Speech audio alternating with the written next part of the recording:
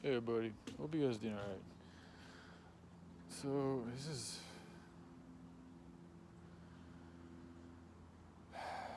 this Suboxone shit. Like, it's a really strange drug because it doesn't. I think the reason why it was so easy for me to kind of like initially just to be like, I can just cold turkey it, no big deal, is because it really doesn't have.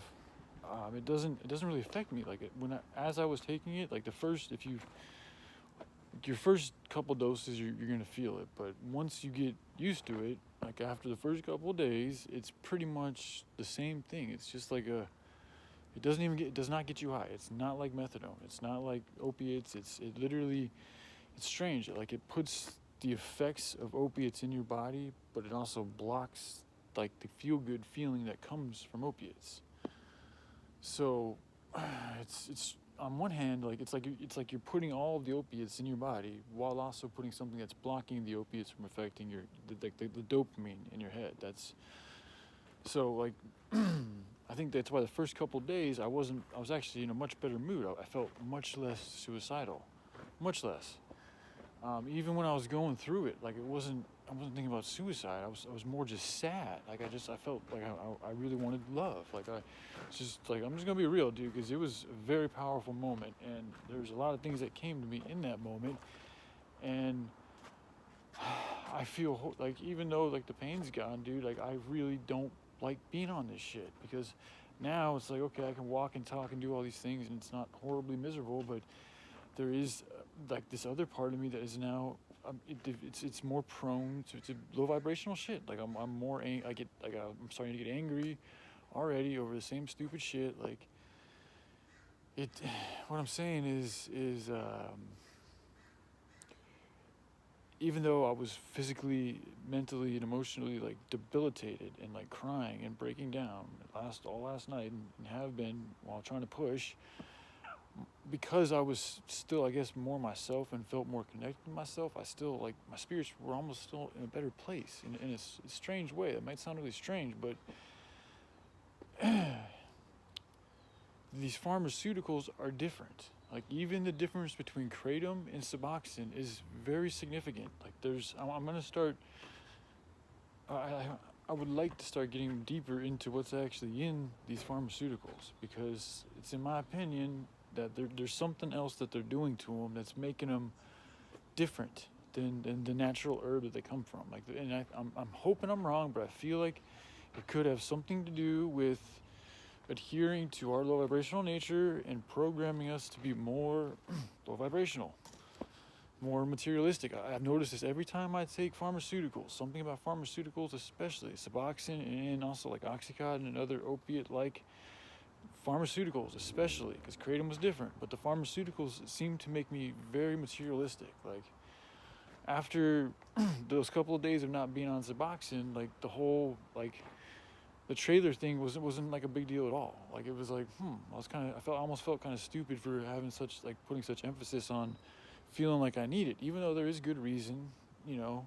But it's like now that I wasn't on the Suboxone, like my natural spirit was more in tune with what I'm truly trying to do, and so it was more at peace with not needing like materialistic things, even though it's not the idea of the trailer isn't like some materialistic prize or toy. It's literally just so I can live away from these cities and travel to where I need to go with Little Bear. That's it. So it's for an actual good purpose, but my desire like to need it like that was a bit excessive, and I think it was leading to me being in a shitty mood at times. So, anyways, I noticed that was gone, like, or very much diminished. Like, I hardly didn't care about that at all when I didn't have the Suboxone in me. Now that I've got that shit in me, I'm starting to think about all these other, like, like, the whole past that I've been, like, the angst, the feeling, the victim mentality. It definitely seems to be agitated the more of these pharmaceuticals I take. And I haven't been abusing Suboxone. I've very proud of myself because in the past I've had issues, but this drug for 2 years I've been able to take it without abusing it. And I hope I'm wrong, but I'm trying to reach out to these people because it was a very serious issue last night, and these people have been giving me these drugs for 2 years. Every month I talk to somebody that they're involved with, so they've been keeping tracks of me, so they know I've had serious issues with my mental health, And, not one of them checked on me these past 4 or 5 days to see if I was okay, or to see if I'd found a Suboxone somewhere, to see anything. Like, not one of them sent a text or anything like that. There's this floor number I have where I can text them and communicate with them. And they knew that I was in the process, that I had issues with Safeway, and I'd left it like I was going to call them back and give them the information they needed to give me a prescription. I never did that. I didn't even tell them I was going to go cold turkey. I just didn't get back to them at all. And that's the way I wanted it, because I want to be done with this shit. Like even having to go to the pharmacy and all that, the way it's done, like I can feel it, dude. And I'm not saying they're all evil, but some of them, it's just not as good as it could be. Like, that's not, to me, it's not as the way it should be. It's done in a way to make it look like it's serving our best interests, but there's actually something, I'm hoping I'm wrong, but I feel like there's something very malevolent and evil associated with the pharmaceutical industry. Like, on intention, not just like, oh, they're just using the earth to, and doing all these fucked up things while they're making the drugs, and it's having all these fucked up effects on humans. It's that, plus it's way deeper than that. But I don't think a lot of the pharmacies I don't think a lot of the pharmaceutical workers are even aware of it. They're just going along with it because they like, the idea of a pharmacy and drugs. There are some, if they're designed the right way, that can be very helpful. And if there's not current natural remedies that can do the things that some of these newer things can do, then I think it's okay to use some of those newer remedies. But if we are aware of alternatives that are better or as good, then those should be the things we're using. And the stats are in. I don't quite know that for 100% sure, but I feel like the stats are in them being more effective at actually healing and long-term recovery, as opposed to just treating the symptoms and the pain, which to me feels like the focus of this medical industry. Instead of root causes, long-term healing, preventative measures, so you don't get sick in the first place, so you don't get addicted to drugs. Like, there's a whole huge gap that's missing in regards to drug rehabilitation that needs to be seriously taken seriously. Like, it's why people are getting high.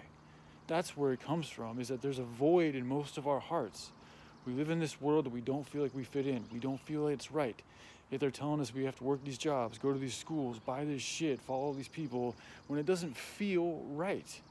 It's like when most Americans can sit with their mind, with what they know and what they see and what they can calculate, and they can deduce that they see something that they already feel that they could do a better job of.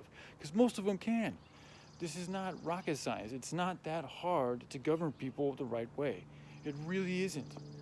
The issue isn't that at all. It's not that they can't do it. It's that they're evil. Like, they're literally putting on a show, or they're getting people to go along with their show to make it appear. I'm not trying.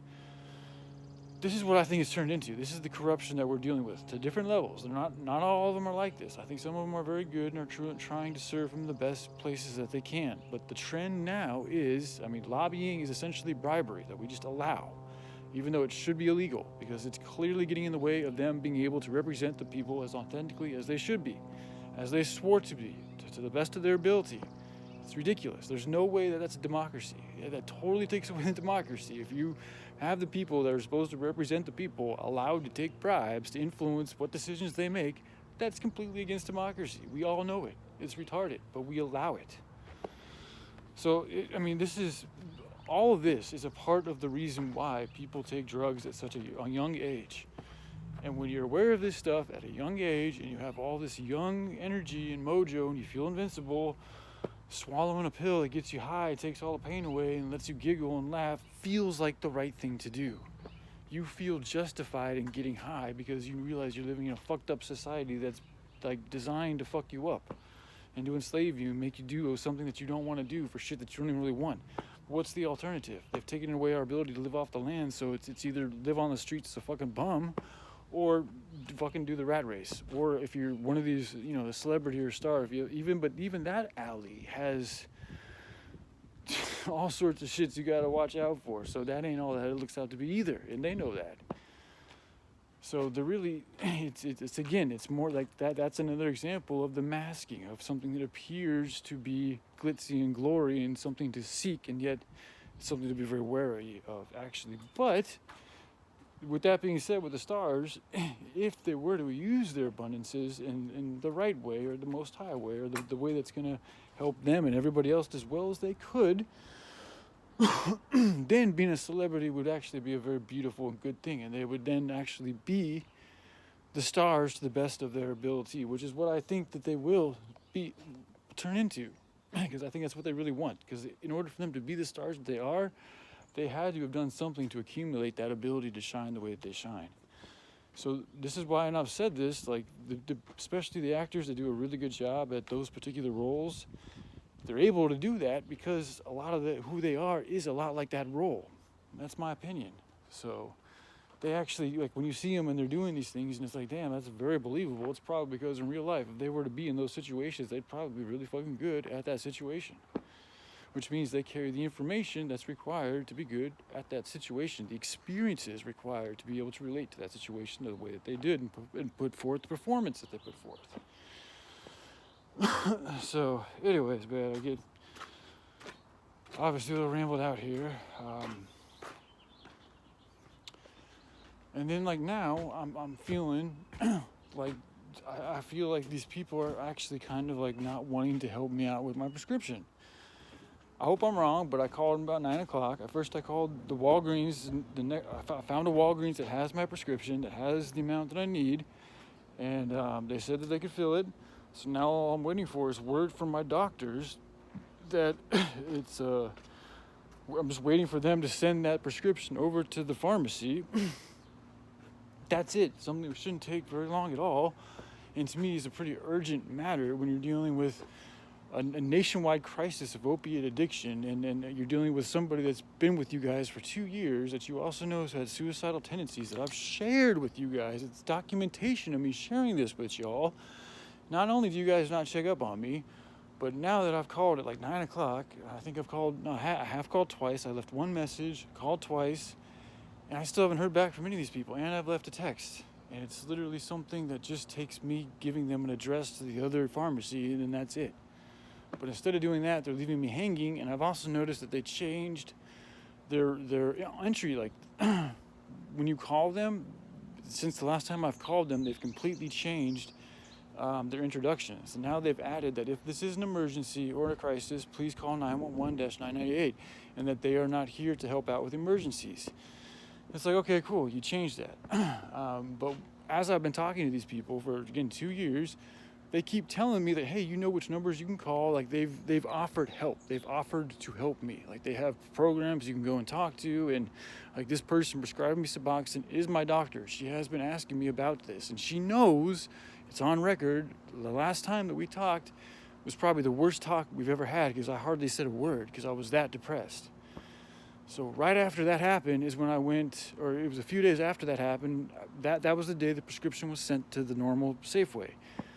But I had extras, so I didn't go and fill up the prescription that day. But as the extras started to run out, I was like, I should probably go and fill up that prescription, even though I thought it was odd that I hadn't got the normal indication for a prescription that I usually get. But I was like, okay, I'll just go there and see. Like, I've never had an issue with this pharmacy. I've been going there for 2 years. Never had an issue. It's always there. And so I go there, and what do I find out? That there's an issue. And they tell me that they can't, that their warehouse has no more for 6 to 8 weeks. So yeah, I get a little pissed, and I go through my thing, and I take it as a sign. I actually found another Albertsons that was willing to fill it, and they had to do it. And the person I talked to at the place that I went to that day, like 4 or 5 days ago, he was actually very helpful. And he was like, yeah, just tell us which pharmacy to send it to, and we'll send you the prescription. You can get your medication. So I was under the pretense that, like, yo, if this cold turkey thing really doesn't go very well, that I can always call them and they will be able to help me out in this moment with needing the medication that I have been on for 2 months. Like me admitting that the cold turkey is not working, dude, and this is taking it too far. That's the impression I felt I had.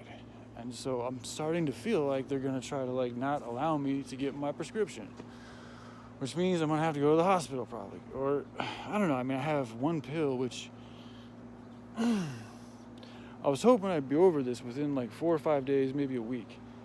But what I felt last night was, I really don't want to go. I don't want to go through another one of those, man. I was worried about me like not in a good place. Okay, it's just stuff I don't need to be going through this. Like I've already, like I'm not. I haven't been getting, like, this is me in recovery. Like you don't. I chose to do the cold turkey thing, but this is not the way to do it. Like any professional will tell you, you should taper. Like I should probably spend a good 6 to even maybe a year tapering off from the amount that I've been taking. Any professional will tell you that's the better way to do it than what I did was really a bad way to do it. Most people will not be able to do what I did. But I tried it, you know, because I'm tired of taking this stuff. And again, because this drug doesn't really do much, like, mentally, like, I'm not really noticing much of a shift in my mood. Like, there's a little bit, but it's not much. I didn't think there would be that much of a withdrawal, but I was wrong.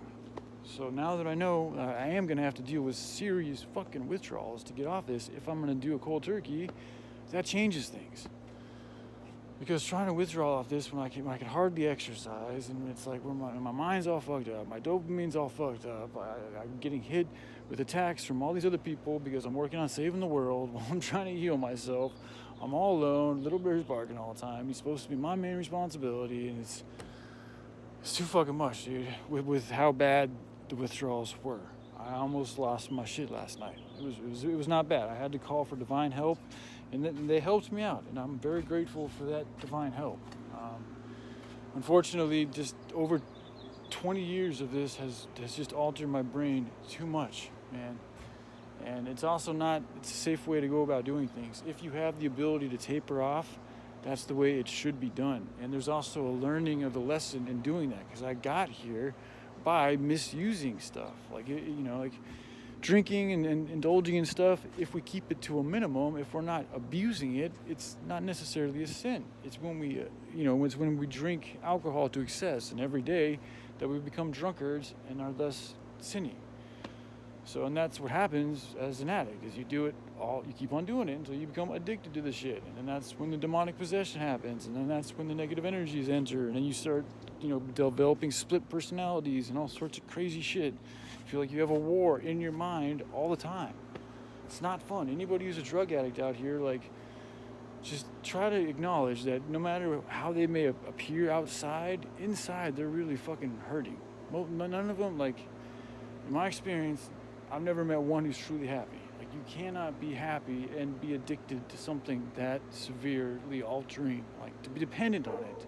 I don't think it's really possible physiology to truly be, like, happy while being dependent on, like, an addiction like that. Like, it's one thing to need medicine, but to really, like, need something to alter your mood 24/7, I don't think that means that you're happy. So, because if you're really happy, you shouldn't need a dependency on something, right? So it's like, I know I'm not, but I want to be, and sometimes I jump the gun and do a little too much, and this is one of those instances, but it didn't kill me, and I learned a lot, and I do feel better. And now I've significantly lowered my amount so that I'm not, when I do get this prescription, I'm not going to go back to taking the amount I was taking. I didn't, I'm tapering off. I'm going to stay at a low amount. If not, take as little as possible. It's probably what I should do, and just maybe not even refill this ever again. Just have this be my last refill. I don't know. But anyways, man, this is very educational, because now I can take all this information and experience and I can apply it to a more constitutionally aligned way of dealing with drug addiction, involving everybody involved, the practitioners, the nurses, the drug addict, the governments, the way we go about developing these remedies, all of that. Because again, if you're going to develop a drug that's designed to help cure people, if you're using fucked up means to make that drug, that's going to fuck that drug's ability up. So it's like, these are people that are already sick and hurt in the first place, and you guys are giving them things that come from a sick and hurt way of doing things. That's going to hinder their ability to get well. So this is why it came to me, like, there is I think, a rehabilitation program to where you can actually have the people who are rehabilitating help in the production of the medication they need or the herbs that they need to heal.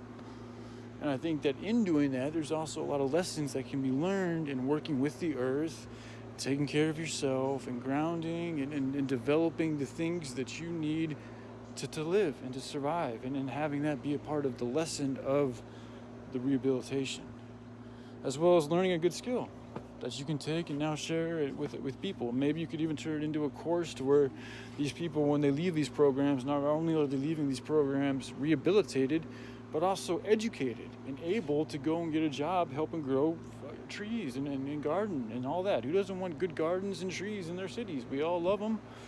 You know, we should have more of jobs doing that. We should have buildings dedicated to just the propagation of trees and flowers and bees. I mean, the bees, I mean, there's so many issues, but anywho, I'm rambling a little bit. All right, guys, I love y'all. Peace.